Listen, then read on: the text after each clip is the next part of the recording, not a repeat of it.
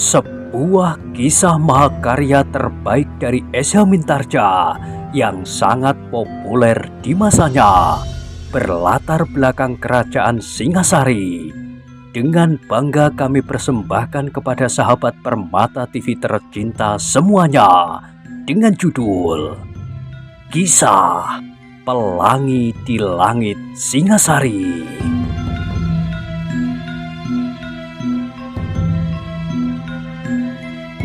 Pada kesempatan yang sangat baik ini, kita masuk pada episode yang ke-207. Selamat menikmati.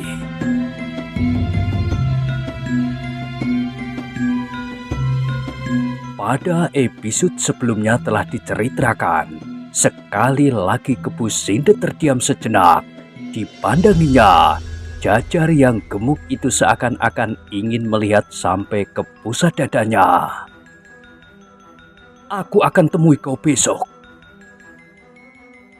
Mudah-mudahan aku dapat menekan permaisuri, sehingga tebusan itu akan dapat kau bawa besok.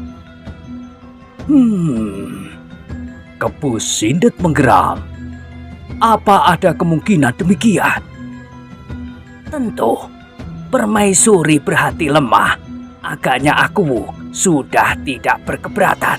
Soalnya bagaimana permaisuri yakin bahwa kakaknya selamat? Kalau ini kau jamin kelak, maka aku kira tidak akan ada kesukaran lagi. Kebu Sindet tidak menjawab. Bagaimana? Bertanya Jajar yang gemuk itu. Pergilah. Besok aku temui kau sesuka hatiku. Jangan mengatur aku. Aku dapat berbuat apa saja yang aku sukai. Tetapi kau memerlukan tebusan itu, bukan? Kebu Sindet terdiam. Mudah-mudahan aku besok telah membawanya. Aku harus memaksa dan menakut-nakuti permaisuri. Mudah-mudahan. Tetapi kau tidak perlu tahu di mana aku akan menjumpaimu. Jajar itulah yang menggeram. Terserah kepadamu. Aku sudah mencoba. Tetapi aku harap kau benar-benar dapat menjumpai aku. Pasti. Baiklah. Jajar itu pun segera pergi meninggalkan Kebu Sindet dan kuda Sempana. Sejenak kemudian, kedua orang itu pun pergi pula, tetapi ke arah yang berlawanan.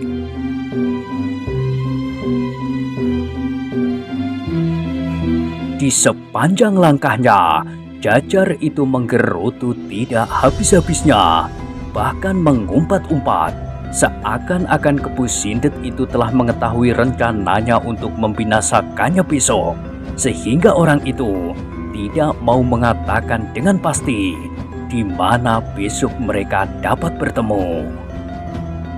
Bagaimana aku akan menyiapkan orang-orangku? Gumam Jajar itu. Setan alas, orang itu benar-benar seperti setan. Tetapi sekali lagi Jajar yang gemuk itu hampir terlonjak. Tiba-tiba saja ia bertemu di tikungan dengan kedua prajurit yang telah dijumpainya tadi. Kau terkejut? Bertanya salah seorang prajurit itu. Jajar itu mengerutkan keningnya. Gila, apa kerjamu di sini? Bukankah kau sudah bertanya? Aku sedang beristirahat dan menikmati masa istirahat kami. Jelas, kami berjalan-jalan saja kemana kami suka. Tetapi kecurigaan Jajar itu kian bertambah. Dengan gemetar ia berkata, kau sengaja mengintip aku, bukan? Hei, prajurit-prajurit itu terkejut. Kau terlampau bercuriga. Kenapa aku harus mengintip kau? Tanpa mengintip, aku melihat kau dari kejauhan, dari sudut desa itu. Bukankah kau berbicara dengan dua orang yang memakai tudung kepala dari daun kelapa? Akulah yang seharusnya mencurigaimu. Kau berbicara dengan orang-orang aneh. Bukankah tudung kepala macam itu biasa dipakai di hari hujan? Kedua orang itu memakainya di hari yang cerah, tidak pula sedang panas terik karena matahari hampir tenggelam. Apakah kedua kawanmu itu tidak sengaja menyembunyikan wajah-wajah mereka? Gila kau, kenapa kau berpikir sampai sedemikian jauh? Jajar itu menjadi cemas.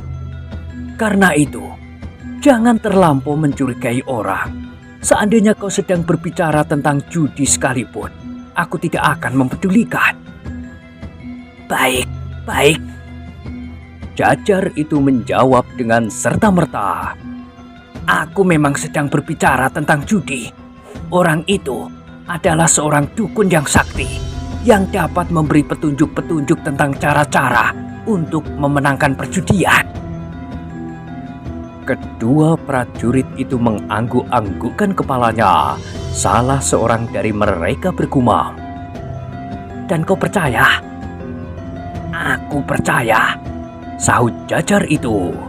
Kedua prajurit itu hampir bersamaan tertawa.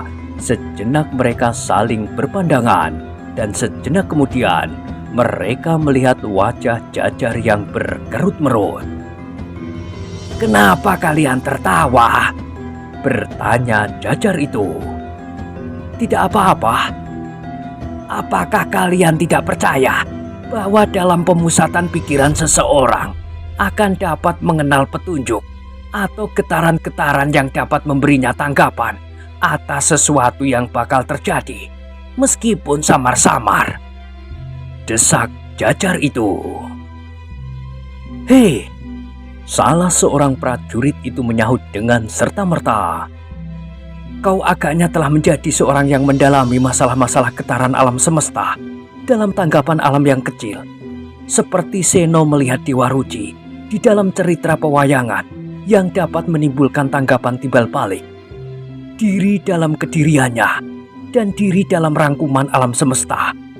Dewa Ruci yang hadir karena kehadiran Seno setelah berjuang untuk mendapatkan sesuatu yang dicita-citakan. Dan kemudian Seno itu hadir di dalam diri Dewa Ruci dalam pencahariannya. Dan apa yang diketemukan? Keserasian tanggapan yang utuh. Begitu. Prajurit itu berhenti sejenak. Lalu katanya, aku pernah juga mendengar cerita itu. Dan tiba-tiba prajurit itu berdesis. Aku tidak menolak seseorang mempunyai kemampuan yang melebihi manusia yang lain. Itu adalah pertanda kebesaran yang maha agung. Tetapi aku kira kelebihan karunia yang maha agung itu dapat dimanfaatkan untuk kepentingan yang lebih besar bagi kemanusiaan, bukan untuk menolongmu berjudi. Jadi kau tidak percaya? Jajar itu menegangkan lehernya. Hehehe, aku percaya kepada kemampuan yang demikian. Kenapa kau tertawa? Kedua prajurit itu justru tertawa semakin keras. Salah seorang dari mereka berkata, pergilah ke tempat perjudian itu. Kau nanti lupa kepada petunjuk-petunjuk yang telah kau dapatkan daripadanya. Kalau kau menang, pergunakanlah kemenanganmu untuk kebaikan. Persetan, desis Jajar yang gemuk itu. Tetapi tiba-tiba ia berdesis. Kenapa kalian mengawasi aku? Kalian mencurigai aku dan tidak percaya bahwa kedua orang itu tidak mempunyai kepentingan apa-apa dengan aku selain petunjuk-petunjuknya. Siapa yang bilang kau jangan mengikut Jajar? Pergilah kalau kau mau pergi.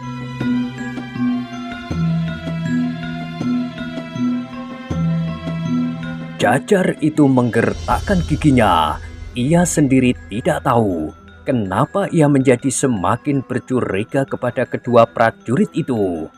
Tetapi ia tidak dapat berbuat apa-apa. Karena itu maka dengan wajah yang tegang, ia melangkah pergi. Ketika ia berpaling, ia mengumpat sejadi-jadinya di dalam hatinya karena salah seorang dari kedua prajurit itu bertanya, "Kenapa kau berpaling?" "Setan alas," desisnya. dan ia masih mendengar kedua prajurit itu tertawa. Tidak ada waktu untuk meributkan orang gila itu. Jajar itu bergumam kepada diri sendiri. Langkahnya menjadi semakin cepat. Meskipun sekali-sekali ia masih juga berpaling. Ia mengumpat sekali lagi ketika dilihatnya bayangan kedua prajurit itu menjadi semakin jauh.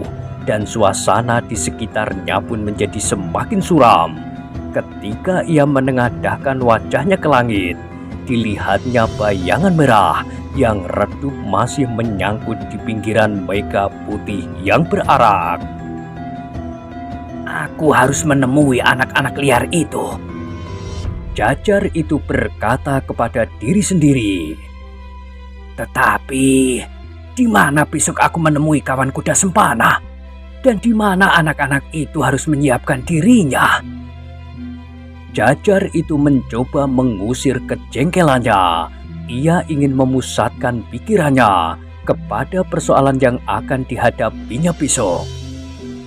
Sayang, ia bergumam.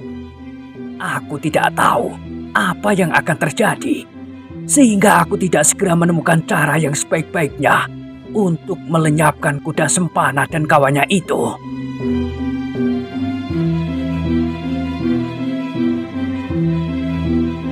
Sekali-sekali, Jajar itu menghentak-hentakkan kakinya. Ia ingin mengusir semua gangguan di dalam kepalanya. Ia ingin segera menemukan cara yang baik untuk membunuh Kepusindet. Persetan. Tiba-tiba ia menggeram. Aku besok harus menemui permaisuri, mengatakan bahwa kuda sempana dan kawannya bersedia menerima tawarannya. Tetapi besok aku harus dapat membunuh orang-orang yang tamak itu. Tetapi di mana ya? Sekali lagi ia menggeram. Tanpa sesadarnya, langkahnya menjadi semakin cepat. Matahari telah lenyap di balik bukit. Di kejauhan, Jajar itu melihat cahaya pelita dari balik dinding rumah. Sinarnya satu-satu berloncatan lewat lubang-lubang pintu yang belum tertutup rapat. Tiba-tiba Jajar itu tertegun. Ia berhenti di tengah jalan. Wajahnya menegang dan matanya yang sipit itu menjadi semakin sipit. Aku harus menemukan cara, desisnya. Setelah mengerutkan keningnya, maka diayunkannya lagi kakinya. Wajahnya kemudian menjadi terang. Katanya kepada diri sendiri. Aku besok akan menghadap permaisuri. Sesudah itu, aku akan pulang jauh sebelum waktunya. Aku kira kuda sempana dan kawannya itu tidak akan dapat menjumpai aku di jalan. Mereka tidak akan mengira bahwa aku akan pulang terlampau siang. Aku kemudian harus menyiapkan anak-anak itu di sekitar rumahku. Kuda sempana dan kawannya yang berwajah mayat itu pasti akan mencariku di rumah.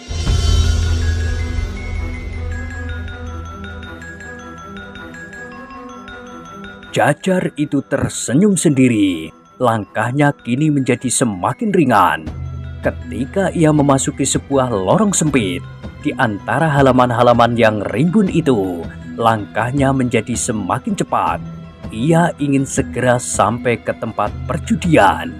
Bukan saja ia ingin segera ikut bermain dadu, tetapi ia ingin segera bertemu dengan adiknya dan kawannya itu. Anak-anak muda yang liar dan puas, yang tidak mempunyai tujuan hidup sama sekali. Hidup bagi mereka adalah apa yang mereka lakukan dan apa yang ingin mereka lakukan, tanpa pertimbangan peradaban dan ikatan-ikatan pergaulan yang berlaku.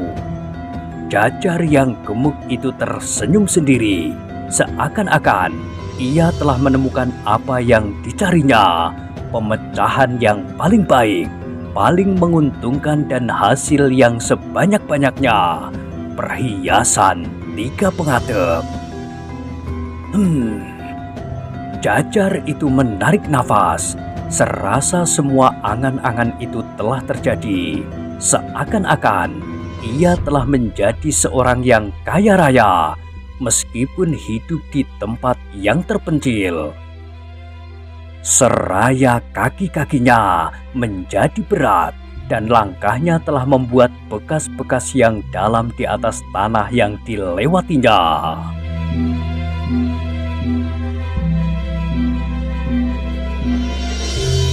Oh, aku akan memiliki kekayaan yang seluas tanah perdikan yang paling kaya, meskipun aku harus pergi dari Tumapel. Jajar itu tertawa.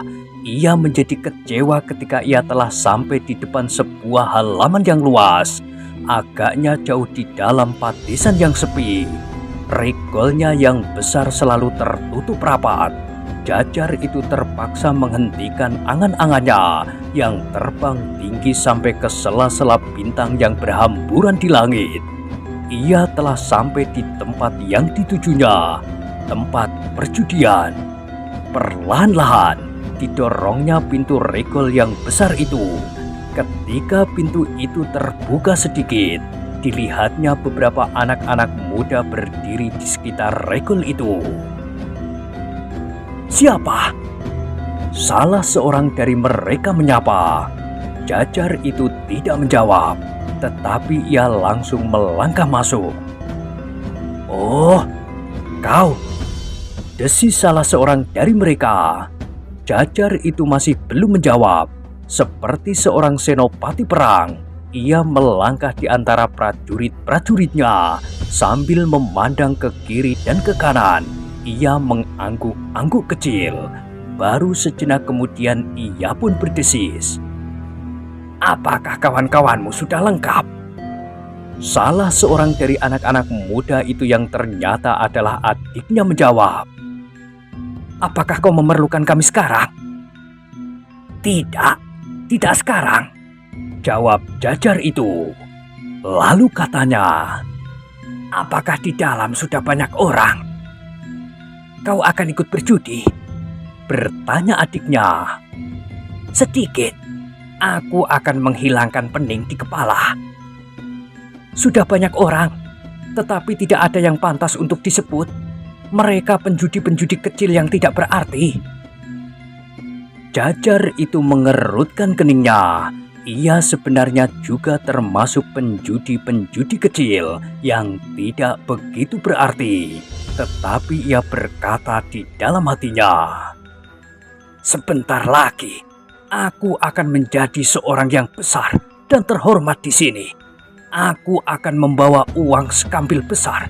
Kalau kalah, sama sekali kalah. Kalau menang, aku akan menjadi semakin kaya. Tetapi seandainya aku kalah, uang sekampil itu pun tidak akan berarti apa-apa bagiku. Tetapi Jajar itu tidak langsung masuk ke dalam. Ia ingin berunding dengan anak-anak muda yang gila itu dahulu. Katanya, ayo, siapa di antara kalian yang akan mewakili kawan-kawanmu untuk berbicara dengan aku? Jangan terlampau banyak, supaya aku tidak bingung. 2 orang saja, 3 dengan adikku. Anak-anak muda itu saling berpandangan sejenak, lalu tanpa berjanji mereka menunjuk 2 orang yang seakan-akan telah mereka jadikan pimpinan mereka. Mari kita berbicara, tetapi jika kalian membocorkan rahasia pembicaraan ini, maka terkutuklah kalian sampai ke anak cucu. Kedua orang yang ditunjuk oleh kawan-kawannya itu tertawa. Salah seorang dari mereka berkata, aku tidak mempunyai anak cucu, istri pun aku tidak mempunyainya. Kalian harus kawin sesudah ini, sesudah pekerjaan ini selesai. Oh, apa yang akan kami pergunakan untuk kawin? Perempuan pasti menginginkan sesuatu, rumah, pakaian, sawah dan tetek bengek. Sesudah pekerjaan kalian selesai, maka kalian pasti akan memilikinya. memiliki semua yang kalian perlukan itu.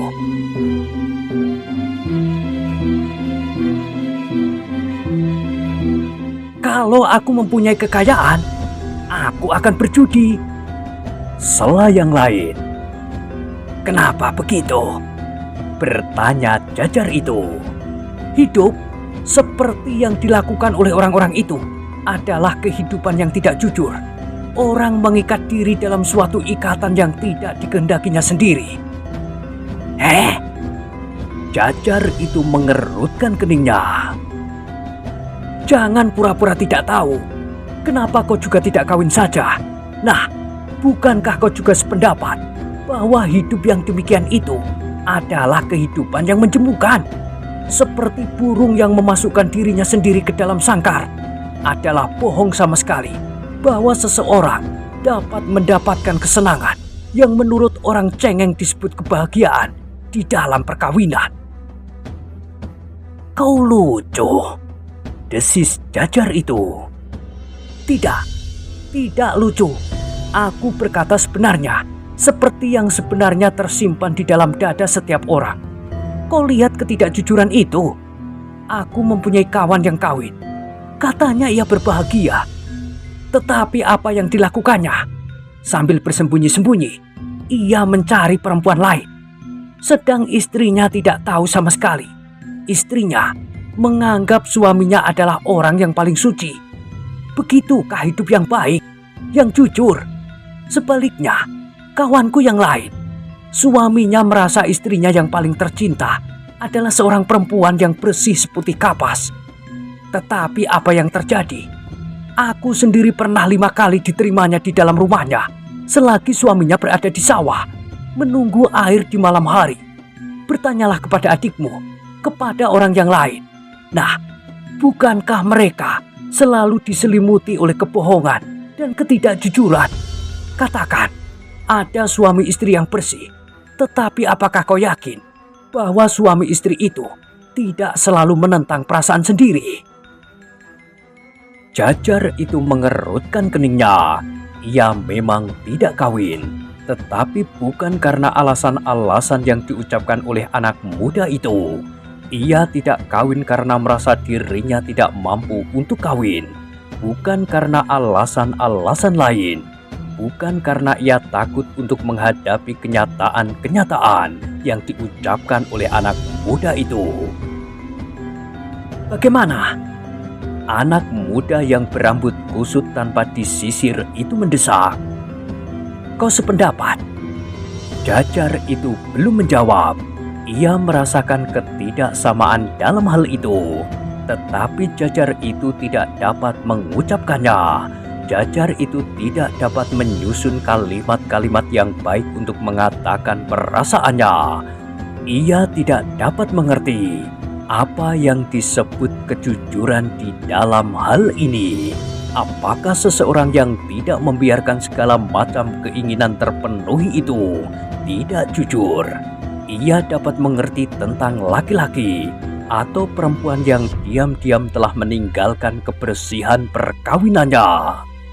Tetapi ia tidak mengerti pendapat anak yang liar itu, bahwa suami istri yang mengekang diri untuk mempertahankan nilai-nilai perkawinannya yang putih itu pun dianggapnya tidak jujur karena menentang perasaan sendiri.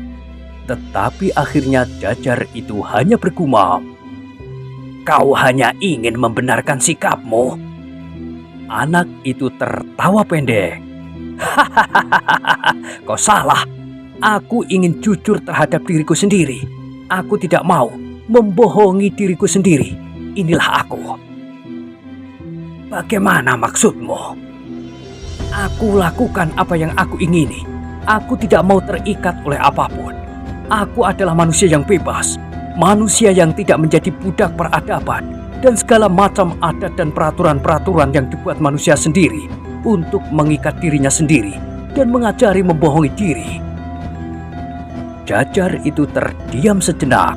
Sekali lagi ia mendapatkan kesulitan untuk mengatakan perasaannya, tetapi perasaannya sama sekali tidak sesuai dengan pikiran itu.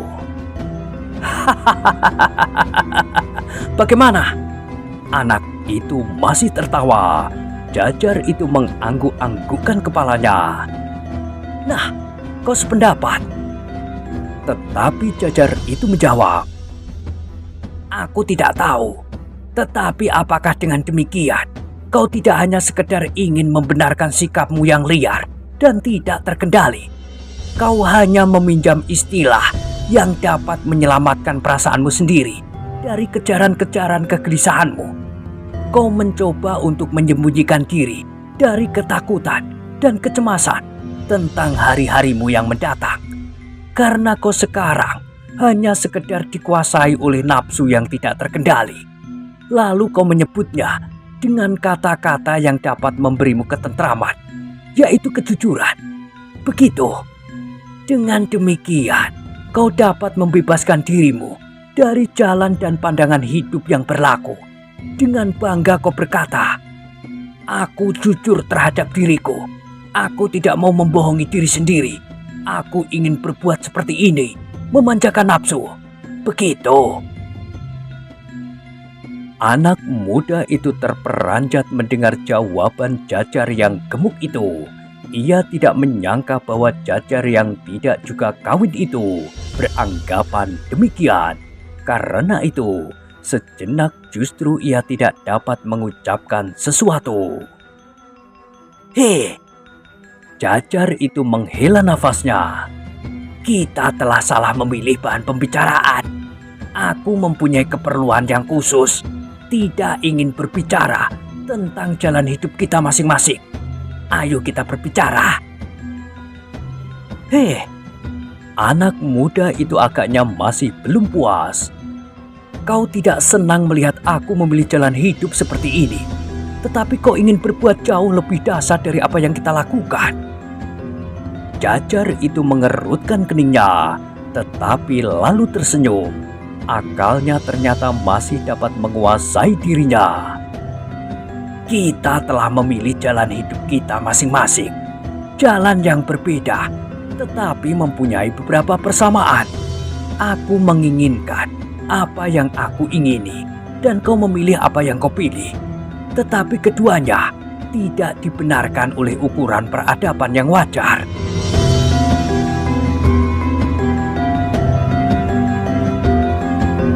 Wajah anak muda itu menegang, tetapi ia kemudian tertawa. Marilah kita berbicara. Kita adalah orang-orang yang liar, tetapi jujur terhadap diri sendiri. Jajar itu pun kemudian melangkah pergi diikuti oleh adiknya dan kedua anak-anak muda yang akan mewakili teman-temannya ke sudut halaman itu. Tetapi meskipun demikian, Jajar itu masih sempat berpikir. Seandainya semua orang berbuat demikian, jujur, sejujur-jujurnya terhadap perasaan sendiri, tanpa mau mengikatkan diri kepada ketetapan peradaban yang telah disetujui bersama, apakah yang kira-kira akan terjadi? Tidak ada ikatan antara seseorang dengan orang yang lain. Tidak ada perkawinan. Tidak ada keluarga. Tetapi Jajar itu kemudian berdesis. Ah, persetan. Aku harus mendapatkan perhiasan 3 pengadek. Aku harus menjadi kaya raya. Aku akan kawin dengan perempuan yang paling cantik. Tiba-tiba ia mengernyitkan keningnya. Tetapi, bagaimana kalau perempuan yang paling cantik itu tidak jujur? Ia kawin bukan karena ia mencintai aku, tetapi karena kekayaanku. Lalu seperti yang dikatakan oleh anak ini, ia menerima orang lain di dalam rumahku. Ah, persetan! Persetan! Jajar itu menggertakkan giginya. Akhirnya mereka berhenti di sudut halaman, di tempat yang terlindung oleh gerumbul-gerumbul liar yang tumbuh di sana-sini. Dengan hati-hati, Jajar itu menceritakan apa yang ingin dilakukannya besok sesuai dengan rencananya. Kalian jangan gagal, desis Jajar yang gemuk itu. Kalau kalian gagal, maka semua rencana akan gagal juga. Percayalah, terhadap seekor harimau loreng, kami tidak takut.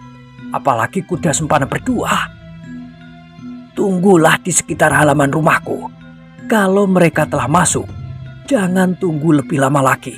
Pancinglah mereka dengan segala macam persoalan. Kalau kalian kemudian berkelahi, bunuh saja keduanya. Mayatnya harus disembunyikan sampai pihak istana selesai mengurus penyerahan tebusan itu. Kita tidak mempunyai urusan lagi. Kedua anak-anak muda dan adik Jajar yang gemuk itu mencoba membayangkan apa yang harus mereka lakukan. Mereka harus bersiaga tanpa diketahui oleh kedua orang yang dimaksud oleh Jajar yang gemuk itu. Kemudian apabila mereka telah berada di dalam rumah, maka mereka harus menyergapnya, mengepung rumah itu, supaya mereka tidak lolos dan menyeret mereka ke dalam perkelahian.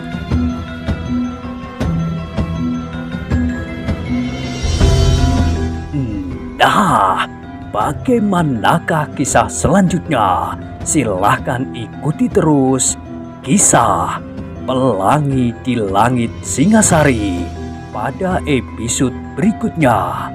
Sampai jumpa.